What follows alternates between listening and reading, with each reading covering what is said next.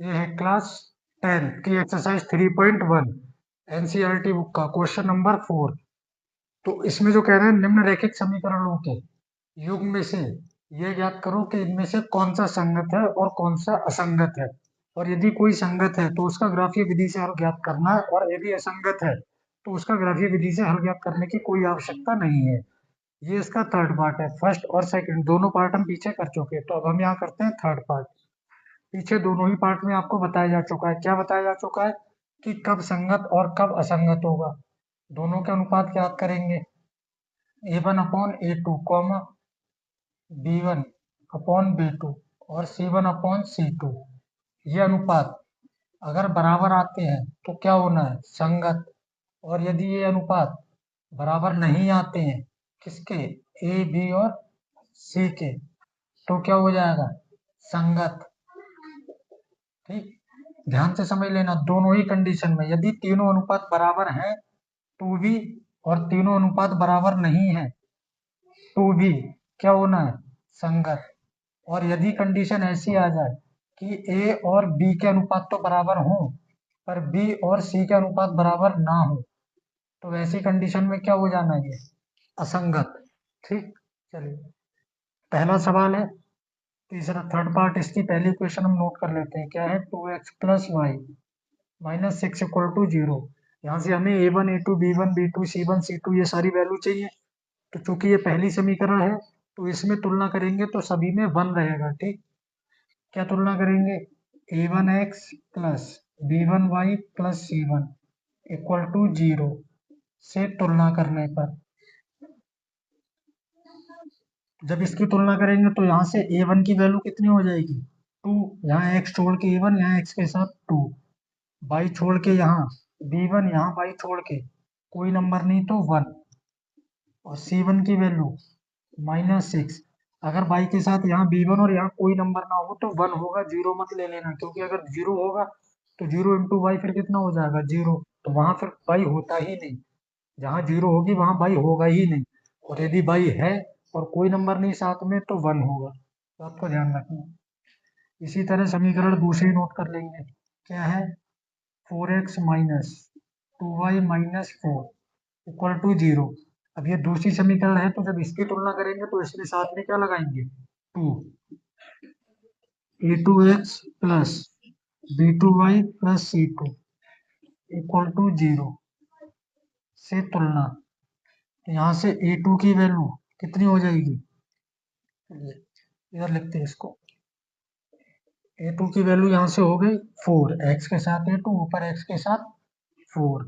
B2 के साथ कितना होगा यहाँ, माइनस का 2, y के साथ B2 y के साथ -2, कांस्टेंट C2 तो -4।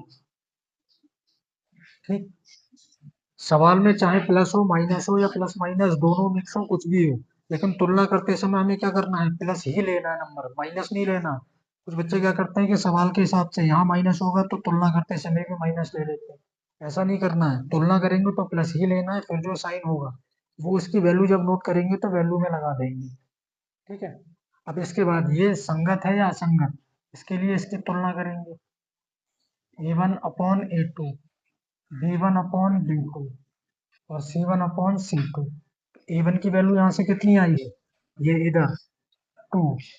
A2 की वैल्यू 4, B1 की 1 और B2 की -2, C1 की -6, C2 की -4। कुछ कैंसिल हो रहा है, 2 1 जा 2, 2 2 जा 4, कितना हो गया ये 1 अपॉन 2। और यहाँ से ये माइनस का 1 अपॉन 2, यहाँ से 2 3 जा 6, 2 2 जा 4, तो ये माइनस से माइनस भी काट दो। तो हुआ क्या, यहाँ पे परिमाण में ये दोनों नंबर बराबर है, पर ये वाला जो नंबर है लास्ट वाला 3/2 यानी बी और सी के अनुपात ये आपस में बराबर नहीं है। और अगर ये बराबर नहीं है तो ऐसी कंडीशन में क्या हो जाना है, ये संगत हो जाना है। ठीक है, तो जब यह संगत होगा तो संगत वाले सवाल के लिए क्या कहा था कि उसका ग्राफीय विधि से हल भी ज्ञात करना है। तो जब यह संगत है तो हमें इसका क्या करना पड़ेगा, ग्राफ भी बनाना होगा। तो ग्राफ बनाने के लिए हम क्या करेंगे, इसको यहाँ से समीकरण 1 से 2 वैल्यू निकालेंगे, 2x की 2y की। और इसी तरह समीकरण 2 से 2x की और 2y की, और फिर उसको हम ग्राफ बना के ग्राफ पे डिनोट कर देंगे। ठीक है, तो पहले आप इतना नोट करो, फिर मैं जो है इसके आगे का करता हूँ। तो अब हम यहाँ से पहली समीकरण को नोट कर लेंगे। पहली समीकरण क्या है? 2x plus y minus 6 is equal to 0। तो यहाँ से जब वैल्यू ज्ञात करनी हो, तो वैल्यू ज्ञात करने के लिए हम किसी भी एक वेरिएबल में, चाहे तो x की या y की, एक की वैल्यू निकाल के दूसरे की टर्म में लिखेंगे। कैसे निकालना है? मतलब जिसकी वैल्यू चाहे x की निकालें या y की, उसको बराबर के एक तरफ रखेंगे, बाकी सारे नंबर उठा के हम दूसरी तरफ कर लेंगे। इससे कैलकुलेशन में आसानी हो जानी है। ठीक है, और उसके बाद भी ये देख लेना कि दोनों में x के साथ यहाँ नंबर लगा है पर यहाँ y के साथ नंबर नहीं लगा है। तो यहाँ जो जिसमें y के साथ या x के साथ नंबर ना लगा हो, उसकी वैल्यू निकालना तो ज्यादा आसान है, क्योंकि इसके साथ अगर नंबर है और उसकी वैल्यू निकालोगे तो फिर वह नंबर अपॉन में जाएगा, कैलकुलेशन कठिन हो जाएगी। तो हम यहाँ से y की वैल्यू निकालते हैं, y अकेला है। ये 6 इधर जाके माइनस का था, बराबर के दूसरी तरफ जाएगा तो प्लस हो जाएगा, चिन्ह बदल जाएगा। ये 2x माइनस का जब सॉरी प्लस का जब बराबर की दूसरी तरफ जाएगा तो माइनस हो जाएगा। ठीक, अब देखो, अगर यही सपोज करो हमने ये निकाला होता, यहाँ 2 होता आगे, तो फिर ये 2 कहाँ जाता? बटे में, कैलकुलेशन बढ़ जाती। तो यहाँ बटे में नंबर ना आए ऐसी कोशिश करना, लेकिन जब दोनों में लगा होगा तब मजबूरी होगी। अब करना क्या है यहाँ पे? यहाँ पे हम y की टर्म में वैल्यू निकाली है, तो जिसकी वैल्यू निकाली है उसमें नहीं, जिसकी टर्म में निकाली है यानी बराबर के दूसरी तरफ जो है, इसकी वैल्यू लिखेंगे। क्या रखेंगे? एक बार हम यहाँ पे 0 रख लेते हैं। अपनी मर्जी से रखना है, कुछ भी रख के देख सकते हो। ठीक है, कोई पाबंदी नहीं है कि क्या वैल्यू रखनी है। तो यहाँ से y बराबर 6 माइनस एक्स की जगह क्या लिख दिया? 0। दोनों के बीच में कोई साइन नहीं तो गुणा, यहाँ कोई साइन नहीं होता, वहां गुणा होती है। 2 गुणा 0 0, किसी भी संख्या के 0 से गुणा हो तो 0। 6 माइनस 0 6। तो हमारे पास इस तरह से हम लिखेंगे। x की वैल्यू हमने कितनी लिखी थी? 0। तो y की कितनी निकल के आ गई? 6। अब इसी तरह x इक्वल टू 0 रखा था, अब 1 रख लेते हैं। x बराबर 1 रखने पर इसी समीकरण में बार बार रखना है। ठीक है, 6 माइनस 2 इंटू एक्स की जगह कितना रखेंगे? 1, दोनों के बीच में गुणा। 6 माइनस 2 एकम 2, 6 में से 2 गया 4, यानी x की वैल्यू कितनी रखी थी? 1, और y की कितनी आ गई? 4। तो अब ये समीकरण 1 से 2 वैल्यू आ गई। इसी तरह समीकरण 2 से 2 वैल्यू निकालेंगे। समीकरण 2 क्या हमारे पास? 4x minus 2y minus 4 is equal to 0। तो जैसे यहाँ एक वेरिएबल की टर्म में वैल्यू निकालती थी, वैसे ही यहाँ एक वेरिएबल की टर्म में वैल्यू निकालेंगे। पर यहाँ तो ऐसा है नहीं कि y के साथ ये नंबर है और x के साथ भी अकेला तो कुछ है नहीं, तो मजबूरी है। तो ये x पॉजिटिव है, इसकी निकाल लेते हैं। दोनों में से किसी की भी निकाल सकते हैं। ये 2y इधर जाएगा तो प्लस का, ये माइनस का 4 जब दूसरी तरफ जाएगा तो प्लस। अब यहाँ से वैल्यू x की निकालनी है, तो 2y प्लस 4 और बटे में ये 4 आ जाएगा। ठीक, तो ये 4 हो जाएगा इसके बटे में। अब फिर x इस तरफ है, उस तरफ क्या है? y। तो y की वैल्यू रखेंगे, बताया ना दूसरी तरफ की वैल्यू रखनी है।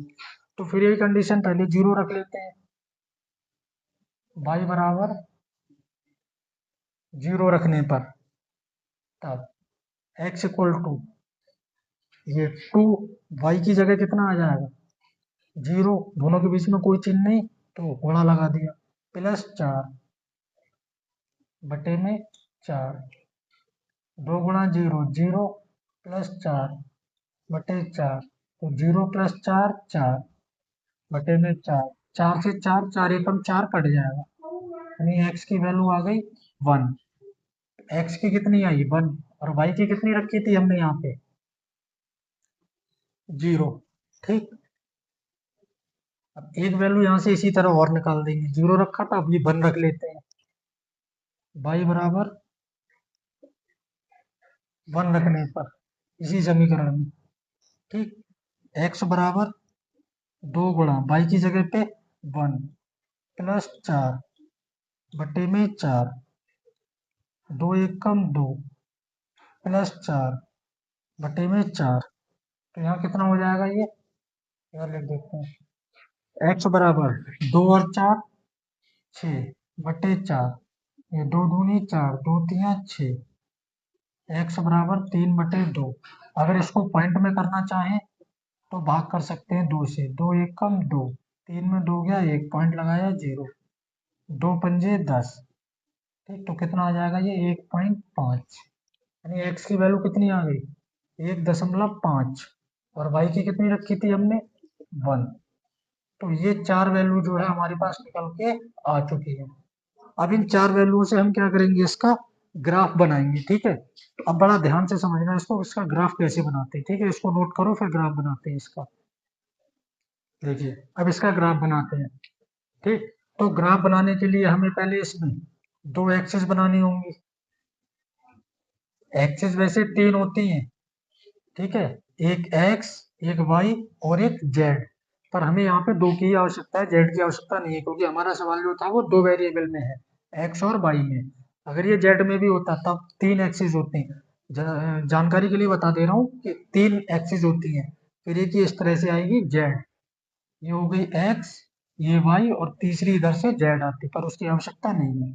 इधर x डैश, ऊपर y, नीचे y डैश, और ये होता है सेंटर पॉइंट, यानी मूल बिंदु। क्या होता है, इसको बोलते हैं जीरो, ओरिजिन इंग्लिश में। तो जब ये बना लोगे उसके बाद में ये देख लेना पूरे सवाल में सबसे बड़ी वैल्यू क्या है। तो जी सबसे बड़ी वैल्यू सवाल में है 6। तो हम इस पर 6 तक के नंबर डिनोट करेंगे। दूसरा काम, पहला काम सबसे बड़ी संख्या देखना, और दूसरा काम कि नंबर प्लस और माइनस दोनों में या केवल प्लस में। केवल प्लस में है, कोई भी नंबर माइनस का नहीं है, तो हम प्लस वाले नंबर लेंगे और नंबर 6 तक इस पे नंबर लिखेंगे। एक्स है तो इधर प्लस, वाई हाथ की तरफ माइनस, डैश माइनस, वाई ऊपर प्लस, नीचे वाई डैश की तरफ माइनस। तो 1 2 3 4 5 6, इसी तरह ऊपर 1 2 3 4 5 और एक ये 6। सबसे पहला पॉइंट ले लेते हैं, कितना है 0,6। कितना है ये 0, 6 कहाँ पे है, एक्स पे 0, वाई पे 6, यानी ये रहा पॉइंट। दूसरा 1,4, एक्स पे कितना है 1 और वाई पे 4। तो ये 4 और 1 की सीध में कहाँ आना है पॉइंट, ये, यानी इसके भी सामने होना चाहिए और इसके भी। ठीक, एक पॉइंट ये मिला, एक ये मिला, दोनों पॉइंटों को इस तरह से स्केल रख के मिला देना। ठीक, अभी दूसरा पॉइंट, तीसरा पॉइंट देखते हैं, कितना है 1,0, यानी एक्स पर कितना है 1 और वाई पर कितना है 0, यानी वाई तो यही है, तो 0 तो यही रहेगा, और एक्स पे 1 यानी यहाँ, ये हुआ पॉइंट। आगे 1.5, 1, तो 1.5 यानी 1 से ज्यादा और 2 से कम, यानी 1.5 है। ठीक, तो यहाँ होगा एक्स पे, और वाई पर कितना 1, यानी ये, तो ये इसकी और इसकी, इन दोनों की लाइन पे, यानी सामने कहाँ होगा, यहाँ। एक पॉइंट ये आया, एक ही आया, स्केल रख के दोनों को मिला दोगे और ये बन जाएगा तुम्हारा ग्राफ। लेकिन ये पॉइंट जो है लिखना है यहाँ पे, पहला पॉइंट 0,6 ये आया था, दूसरा 1,4, एक ये था, 4 ये, और तीसरा था 1,0 ये था, और ये था तुम्हारा 1.5, 1। तो ये चारों पॉइंट बना के इस तरह से इसका ग्राफ बनाना है। ठीक है, ये 3 नंबर के आसपास सवाल आएगा, इसको पेपर में कर देना है। ठीक है, चलिए नोट करिए इसको, फिर इसका लास्ट पार्ट देखते हैं। ये है इसका फोर्थ पार्ट। ठीक, तो इसमें भी बताना है कि यह संगत है या असंगत है। संगत होगा तो ग्राफ बनाएंगे, और यदि असंगत होगा तो ग्राफ बनाने की आवश्यकता नहीं है। ठीक, तो वही काम पहले हम पहली समीकरण नोट करेंगे, 2x minus 2y minus 2 equal to 0। इसकी तुलना करेंगे, a1x plus b1y plus c1 बराबर 0 से तुलना। तुलना करते समय सभी साइन प्लस लेना है। a1 की वैल्यू 2, b1 की वैल्यू -2, c1 की वैल्यू -2। इसी तरह समीकरण दूसरी लिखेंगे, 4x minus 4y minus 5 equal to 0। दूसरी समीकरण है तो इसकी तुलना करते समय टू लगा देंगे, यहाँ 1 बनता है, यहाँ 2, a2x plus b2y plus c2 बराबर 0 से तुलना। तो a2 की वैल्यू कितनी आ जाएगी? a2 की वैल्यू 4, b2 की वैल्यू -4, c2 की वैल्यू -5। ठीक। अब इसमें संगत असंगत बताना है तो क्या करेंगे, इनकी हम तुलना करते हैं पहले। सॉरी, तुलना तो हो गई, अब इनका अनुपात निकालते हैं। a1 अपॉन a2 और b1 upon b2, c1 upon c2। a1 की वैल्यू कितनी है यहाँ से? 2, a1 की वैल्यू 2, a2 की 4, b1 की -2, b2 की ये है -4, c1 की -2 और c2 की -5। ठीक। 2 एकम 2, 2 दूनी 4, नंबर कटेगा तो काटना जरूर है। माइनस से माइनस, 2 एकम 2, 2 दूनी 4। ठीक। ये 2 और 5 ये तो कटेगा नहीं, माइनस से माइनस कट जाएगा, ये 2/5। ये दोनों तो बराबर हैं, लेकिन ये क्या है, बराबर नहीं है। तो ऐसी कंडीशन में क्या हो जाना, असंगत। और अगर यह असंगत है तो फिर इसका ग्राफ बनाने की हमें कोई आवश्यकता नहीं है।